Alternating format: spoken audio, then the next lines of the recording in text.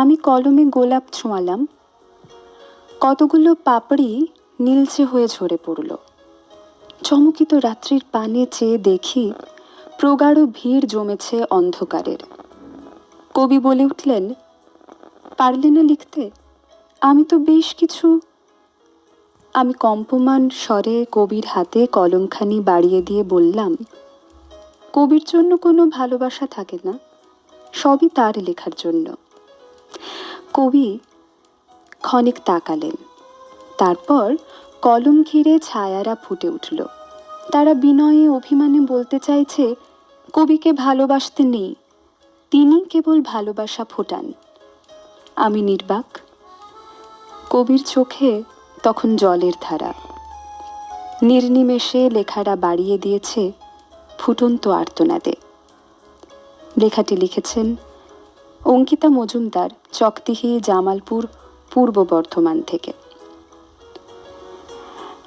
একজন শিল্পীর সাথে সম্পর্ক বিষয়টা খুব কঠিন, বোঝা খুব কঠিন। একজন শিল্পীর মনের ওঠাপড়াটা জোয়ার ভাটার মতন খুব খুব অ্যাব্রাপ্ট হয়, খুব তাড়াতাড়ি হয়, এতটাই তাড়াতাড়ি যে বুঝে উঠতে পারার আগেই হয়তো কখনো জোয়ার এসে ঢেউয়ে ভাসিয়ে নিয়ে যায় তরি, কখনো ভাসিয়ে নিয়ে যায় আশেপাশের সমস্ত কিছুকে, বালিকে ফিরিয়ে দিয়ে যায় না কিছু। আবার বুঝে উঠবার আগে ভাটার টান পড়ে।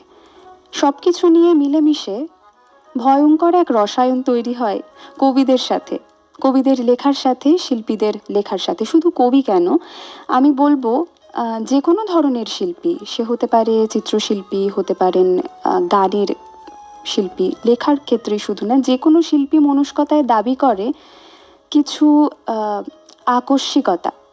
এই লেখাটার পরতে পরতে সেরকম আকস্মিক কিছু ওঠাপড়া আমরা শুনতে পেলাম, দেখতে পেলাম, অন্যরকম অনুভূতি হলো।